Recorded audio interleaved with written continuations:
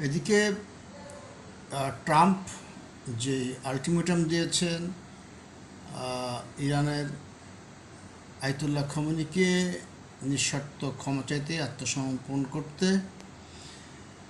খমেনি সেটাকে জবাব দিয়েছে, আত্মসমর্পণের কোনো প্রশ্নই ওঠে না, বরঞ্চ ইরান খুব সম্ভব হরমুজ প্রণালীকে বন্ধ করে দেবার সিদ্ধান্ত নিচ্ছে। সেক্ষেত্রে আন্তর্জাতিকভাবে তেলের দাম বেড়ে যাওয়ার সম্ভাবনা আছে এবং এই হঠাৎ মধ্যপ্রাচ্যে অস্থিরতা, ইরান ইসরায়েল গণ্ডগোল, এর মধ্যে আবার রাশিয়া ইরানের পক্ষ নিয়েছে, চীনও নিয়েছে।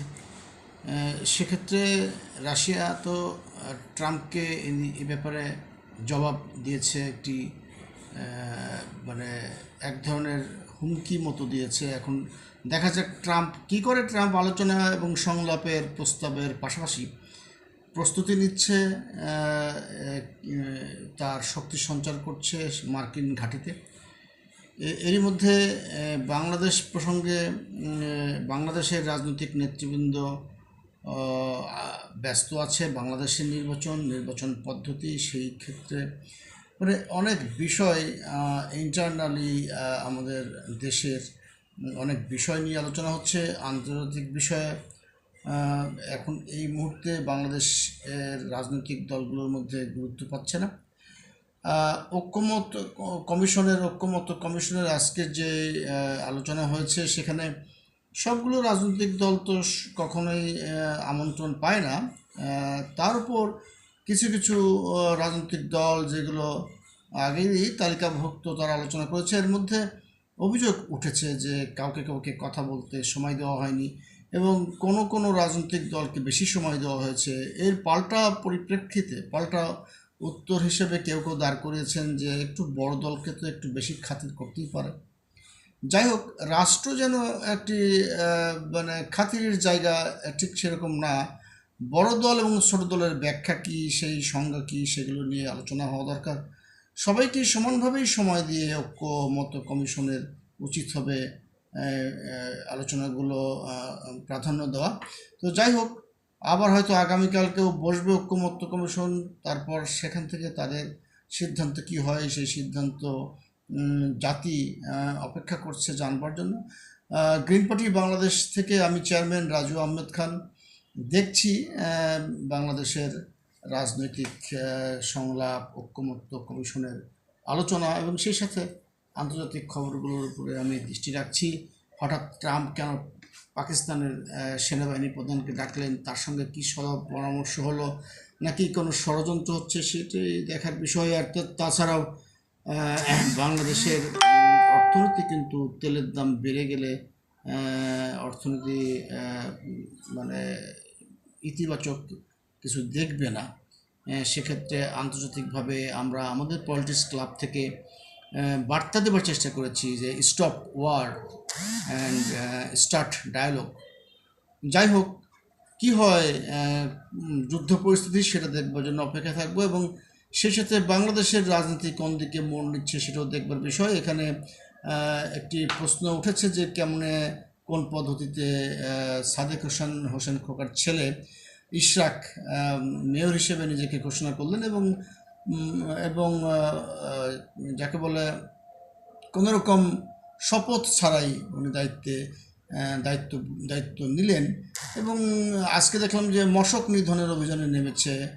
সবই ঠিক আছে, কিন্তু এগুলো কি ভবিষ্যতে কোনো দৃষ্টান্ত হয়ে থাকবে কি না, মানে এটা একটি দেখার বিষয়। এক্ষেত্রে সরকারের বক্তব্য কী সেটা পাইনি। কেউ কেউ বলছেন, কোনো রাজনৈতিক নেতৃবৃন্দ বলছেন যে খারাপটা কোনো কিছুরই প্রভাব বিএনপির উপরে হয়তো ভবিষ্যতে পড়বে, কারণ এই সরকার তো হয়তো 6 মাস 1 বছর, বড় জোর 6 মাস 8 মাস থাকবে, তারপরে তো আর থাকবে না। কিন্তু কেউ কেউ বলছেন যে এনসিপি এই সরকারের পৃষ্ঠপোষকতায় আত্মপ্রকাশ করেছে একটি রাজনৈতিক দল হিসেবে, যদিও এনসিপিকে বরাবরই এই সরকার প্রাধান্য দিচ্ছে এবং তালিকার বাইরে সাধারণত বাংলাদেশের শতাধিক রাজনৈতিক দলগুলোকে ওইভাবে কাউন্ট করছে না। কিছু কিছু রাজনৈতিক দল এর আগে যেমন 28টা দলের সঙ্গে সংলাপ করেছে, এবার আজকের ঐক্যমত্য কমিশনে কটা দলের সঙ্গে কথা বলেছে যায় না, তবে কোনো কোনো বামপন্থী দল প্রকাশ্যেই বলেছে, আমরা ভিডিওতে দেখলাম যে সবাইকে সমানভাবে সময় দেওয়া হচ্ছে না। জামাত প্রসঙ্গেই বলেছে, জামাতকেই বেশি সময় দেওয়া হয়েছে।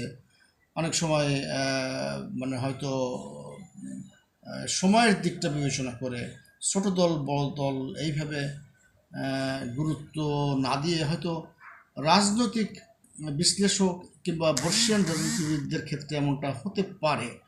দল হিসেবে বিবেচনা করলে অনেক ছোট দলেও অনেক বড় মাপের নেতা থাকতে পারে এবং অনেক বড় দলেও অনেক ছোট মাপের নেতা থাকতে পারে। ব্যক্তি বিশেষের যোগ্যতার উপর নির্ভর করে 2-1 মিনিট হেরফের হতে পারে। কিন্তু আমরা চাই না যে ঐক্যমত্য কমিশনের বিরুদ্ধে কোনো বৈষম্যের কোনো অভিযোগ উঠুক, এবং এটা দায়সারাভাবে চাপা দিতেও চাই না যে অভিযোগ ওঠার সঙ্গে সঙ্গে আমরা নিশ্চুপ থাকব। গ্রিন পার্টি বাংলাদেশ নিশ্চুপ থাকতে চায় না। গ্রিন পার্টি বাংলাদেশ চায় যে অন্যায় হলে তার প্রতিবাদ করতে চাই এবং সাদাকে সাদা এবং কালোকে কালো হিসেবে দেখতে চাই। তাই আমি ঐক্যমত্য কমিশনকে বলবো যে আপনারা নিরপেক্ষতা বজায় রাখবার জন্য এবং নিজেদের নিরপেক্ষতার প্রমাণ দেওয়ার জন্য আরও একটু মনোযোগ দিবেন। সেটাই সম্ভবত ভালো হবে, কেননা যেভাবে খবর এসেছে যে ঐক্যমত্য কমিশনের হট্টগোল, বিষয়টি খুব ভালো চোখে দেখার কোনো অবকাশ থাকে না। সবাই ভালো থাকবেন। গ্রিন পার্টি বাংলাদেশের পক্ষ থেকে আমি সবাইকে আন্তরিক শুভেচ্ছা অভিনন্দন জানাচ্ছি এবং গ্রিন পার্টি বাংলাদেশ এগিয়ে যাচ্ছে এবং এইবার নিবন্ধনের জন্য আমরা হয়তোবা আবেদন করছি না, কেননা যে আমাদের নির্বাচন কমিশনের যে প্রজ্ঞাপন, তাতে করে যেসব যোগ্যতা বা যে সমস্ত শর্তসমূহ আছে, যে যতগুলি শাখা থাকতে হবে, যে শাখাগুলো ভাড়া প্রদান করা হয় বা কমার্শিয়ালি চুক্তিবদ্ধ, এরকম কোনো শাখা আমাদের অত বেশি শাখা নেই যেগুলো এই শর্তের বাইরে আর কি।